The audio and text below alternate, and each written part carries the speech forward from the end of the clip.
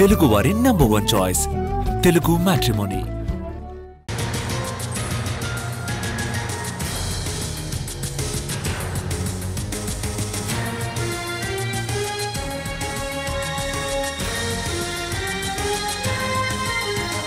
Maoist అగ్రనేత Hidma encounter నిరసిస్తూ Maoist కేంద్ర కమిటీ రోజు భారత్ బంద్కు పిలుపునిచ్చింది.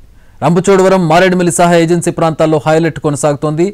ఏజెన్సీ మీదుగా భద్రాచలం వెళ్లే ఆర్టీసీ బస్సులను దారి మళ్లించారు.